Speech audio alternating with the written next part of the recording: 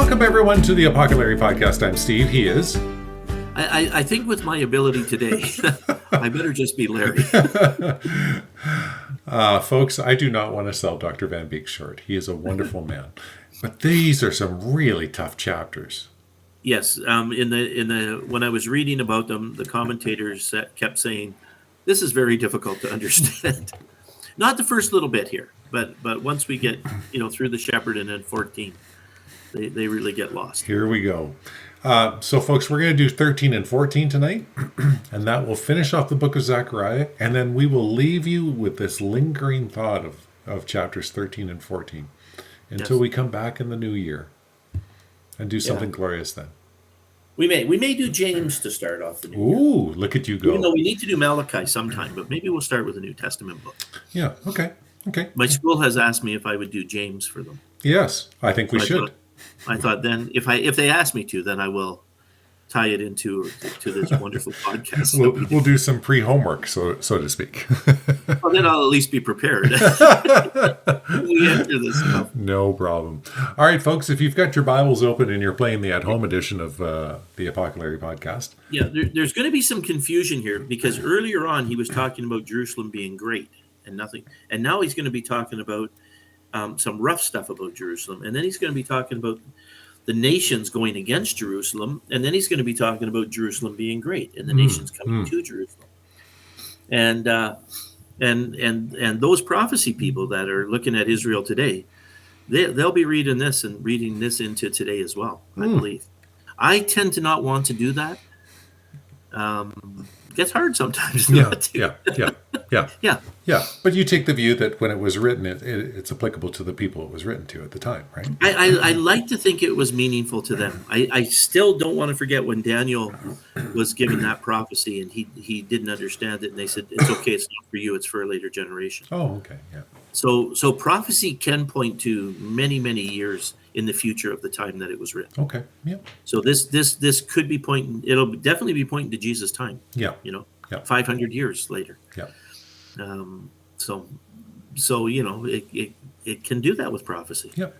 Okay. So awesome. Yeah. Folks, sorry, just got to clear the throat. Still didn't get it right. Verse 1, chapter 13. On that day, a fountain will be opened to the house of David and the inhabitants of Jerusalem to cleanse them from sin and impurity. On that day, I will banish the names of the idols from the land, and they will be remembered no more, declares the Lord Almighty. I will remove both the prophets and the spirit of impurity from the land. If anyone still prophesies, their father and mother, to whom they were born, will say to them, you must die, because you have told lies in the Lord's name. Then their own parents will stab the one who prophesies. Rough, eh? Rough stuff. Yeah. Wow. Verse 4. On that day, Dad, no. Yeah, stop telling these lies. Get off TikTok. On that day, every prophet will be ashamed of their prophetic vision. They will not put on a prophet's garment of hair in order to deceive. Each will say, I am not a prophet. I'm a farmer. The land has been my livelihood since youth. Wow. Yeah. If someone asks, by what are these wounds on your body? They will answer, the wounds I was given at the house of my friends. Yeah, and these wounds, I'm taking it, these wounds are from when their mother and father stabbed them for being false prophets. So obviously this is again, I'm going to cleanse Jerusalem from its impurity. Zechariah and Haggai are talking about Jerusalem, the rebuilding of the temple and all that. With this coming of the temple, Ezra's time, and stuff, you're going to, well, the temple was built 100 years before Ezra, but with all of this, they're going to get away from these prophets that weren't true prophets of God. Yeah, and it is important because one of the rules of a prophet is if you prophesy falsely, then you are to be killed. Mm-hmm. So basically, but then he says, man, your own parents are going to do it to you. That's how serious it's going to get. Yeah. Yeah. And I do love that he says, and everybody's going to say, I was not a prophet. I was a farmer. This is not my beautiful wife. This is not my beautiful home. Oh, yes. Same as it ever was. Yeah, yeah, same as it ever. Folks, if you And haven't this, seen it, Larry and I will recommend go see the Muppets version of Same as It Ever Was by the Talking Heads. It's fantastic. yeah, and this sounds like same as it ever Yeah. was too. Yeah. Yeah, Yeah. and then he's gonna move ahead now with the shepherd. Okay, now picking it up at verse 7. A wag sword against my shepherd, against the man who is close to me, declares the Lord Almighty. Strike the shepherd, and the sheep will be scattered. I will turn my hand against the little ones. In the whole land, declares the Lord, 2/3 will be struck down and perish, yet 1/3 will be left in it. This third I will put into the fire. I will refine them like silver and test them like gold. And they will call upon my name, or call on my name, and I will answer them. I will say, they are my people, and they will say, the Lord is our God. Yeah, yeah, very, very weird stuff. But this idea of 2/3 not surviving and 1/3 being okay is very apocalyptic language. Yes, yes, yes, yes, yes. That comes, remember, all the way through Revelation. Mm-hmm. In the one place, a third of the ocean will be destroyed, and then the next, in the trumpets, 2/3 are Yep. going to go, or in the bowls, and it's just talking about this thing that's happening. They also point at this a little bit toward Jesus. Mm. Uh, that Jesus is the good shepherd. And remember, these are the bad shepherds. You got to get rid of these people that are leading you in the wrong ways. You got to get rid of these people, Right. and I'll hold on to some of them. And they even point to Jesus when he calls his disciples my little flock, Mm-hmm. Mm-hmm. and the sheep, because Israel is oftentimes, pointed at and called the sheep. They are the sheep. Right. So that kind of imagery is often used of them. Okay. Yeah, and they're scattered, right? They're Yeah. going to be scattered, and they were scattered many times in after Zechariah's time as well. Mm-hmm. Mm-hmm. Yeah, Mm-hmm. but it's weird that this is the scattering here. We're gonna come to the next one when the nations come against them, but then when everybody wants to come back to Jerusalem, so it's hard to get a linear view of what's going on here. Mm. It's almost scattered thoughts that he's pulling together for them. Mm. Okay. Which Okay. he did in his dreams as well. Remember, in the dreams, Right. they kept saying, "I don't know what's happening in these dreams," Right. Right. but he is talking about God looking after his people, Okay. Okay. God looking after Israel. That's what this is about. Yeah. Yeah. Yeah. Okay. Makes sense. And the church is tied into Israel in our time, but this is not that. Yeah. It's something that's slightly different, right? This is specifically Israel. Yeah, All right, folks. We turn yet another page. yeah. To We quote. get futuristic again Yeah. for him, because he says a time is coming. Perfect lead in. 14 verse 1. A day of the Lord is coming, Jerusalem, when your possessions will be plundered and divided up within your very walls. I will gather all nations to Jerusalem to fight against it. The city will be captured, the houses ransacked, the women raped. Half the city will go into exile, but the rest of the people will not be taken from the city. Then the Lord will go out and fight against those nations, as he fights on a day of battle. On that day his feet will stand on the Mount of Olives, east of Jerusalem, and on the Mount of Olives. And the Mount of Olives will be split in two from east to west, forming a great valley, with half of the mountain moving north and half moving south. You will flee by my mountain valley, for it will extend to Azel. You will flee as you fled from the earthquake in the days of Uzziah, king of Judah. And then the Lord my God will come, and the holy ones and all the holy ones with him. Yeah, and this is one of those things where you look at that and you go, I don't know what happened in his time to cause that. And then that's why some people start looking at this and going, when his foot touches the Mount of Olives, they always talk about that's when Jesus returns. Mm, mm. So could it be pushing that far into the future? I guess it could. I guess it could be pushing that far Right. into the future. And the battles, I look at these battles against Israel and I say, yeah, these kind of battles have happened against Israel, in the 160s. The Maccabean period, this kind of stuff happened. It happened in AD 70. It happened in AD 130 with the Bar Kokhba revolt. It happened in 1965. appears to be happening now. So is he talking about a specific event or an ongoing thing?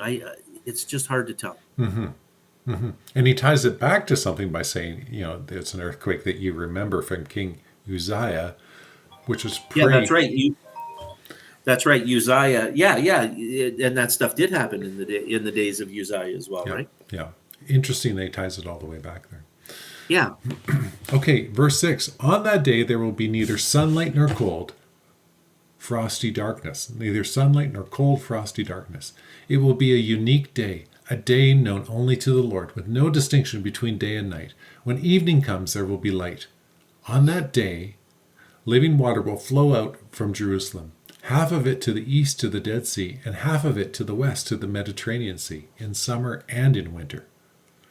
The Lord will be king over the whole earth.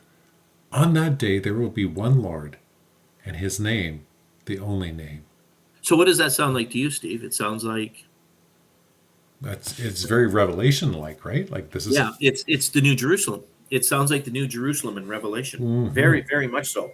Except it mentions the cold, frosty darkness. They do get snow, by the way. They do get snow sometimes in Jerusalem. Oh, I didn't know that. Yeah, not often, but sometimes they do. Now they don't understand frosty darkness like we Canadians. Yeah, we might have a different perspective on it. That's right. Yeah, ours like freeze to your boots, but that is sort of the language here. Is the commentators will say this is New Jerusalem language. Okay. Yeah. Sorry.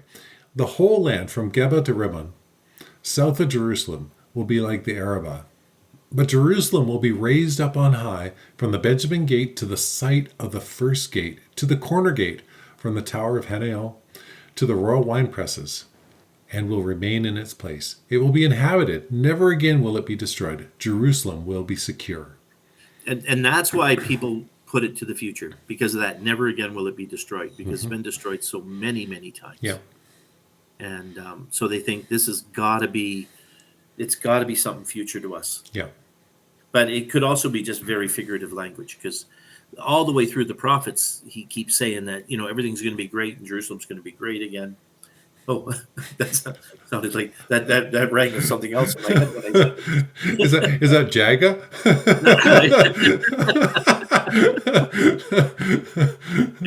and so it's intriguing stuff that he's saying here. And of course, the guys that are talking about Israel today are talking about this very stuff. So, and I don't want to let that go too much, but the nations around Israel are rising up against them again. And they, and people say, if they get through this, give it another 30 years and it'll happen again. Yeah. And it's just a continuous thing, which I find so strange, because there's so much in the prophets that say Israel's going to be a place. They're even going to say it here, where all nations are going to come to them. Yeah. Interesting. Verse 12 now. This is the plague with which the Lord will strike all the nations that fought against Jerusalem. Their flesh will rot while they are still standing on their feet. Their eyes will rot in their sockets. Their tongues will rot in their mouths. On that day, people will be stricken by the Lord with great panic. They will seize each other by the hand and attack one another. Judah, too, will fight at Jerusalem. The wealth of all the surrounding nations will be collected, great quantities of gold, silver, and clothing. A similar plague will strike the horses and mules, the camels and donkeys, and all the animals in those camps. Yeah. So, there is I always want to be careful with this, because it's okay for us to criticize Israel if we feel they're doing something wrong. Like, it is okay. And yet there are these pieces where God says, we'll be really careful about that. Yeah. These are still my people. Now, I think in the New Testament times, the church in Israel comes together as one. So we are actually one with them in a very real sense. Yep. Christian Jews and Christian Gentiles come together, right? And but there's this little piece that they're God's people that you just can't get away from. Yeah. And I have friends that do. They are Christian people, and they separate themselves very strongly from this. And yet there's all these places where Paul says there are promises to Israel. Yeah. national Israel. There are promises. Yeah, yeah, yeah.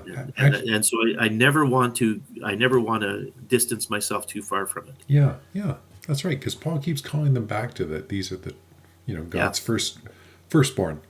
Yeah, though he's quite willing to criticize where criticism is necessary. Yeah, But not go against them yeah, to such a degree, yeah. right? Yeah. Verse 16. Then the survivors from all the nations that have attacked Jerusalem will go up year after year to worship the King, the Lord Almighty, and to celebrate the festival of tabernacles. If any of the peoples of the earth do not go up to Jerusalem to worship the King, the Lord Almighty, they will have no rain. If the Egyptian people do not go up and take part, they will have no rain. The Lord will bring on them the plague he inflicts on the nations that do not go up to celebrate the festival of tabernacles. This will be the punishment of Egypt and the punishment of all nations that do not go up to celebrate the festival of tabernacles. Yeah, so we really need to go to the party when we're invited, obviously. Yeah. Obviously, don't make an excuse and stay home and watch TV. It's kind of a weird expression, isn't it? Yeah. And Egypt, by the way, when they say they'll have no rain, they often say that Egypt in those days didn't need it because they had the Nile. And they would irrigate from the Nile. So it's still kind of a strange expression. Mm-hmm. But Egypt gets pounded a few times over the. I knew a Christian Egyptian, and we were talking to her, and she said, I mentioned Israel, and she goes, "Oh, our enemy." And I went, "Well, that's so strange. I would not have thought a Christian Egyptian would say that about Israel."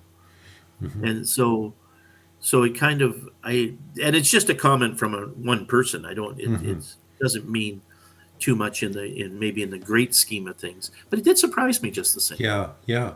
Funny, that's my experience because I've known other Coptic Christians too. The same response. Yeah. So hopefully they're going to be okay because they have their faith, but it's just there's a lingering feeling of all the people of those lands. Mm-hmm. Mm-hmm. And these are the enemies around Israel, and they've been fighting Israel, since the time of since Syria was Syria many years ago. Yeah. Syria is or Damascus. This might be wrong, but I think they're the longest city in history to have the same name of the same Damascus. Syria has been there, since many years BC, since this period of time. Yeah. And they fought against Israel, in the BC time, and now they're still there. Yeah.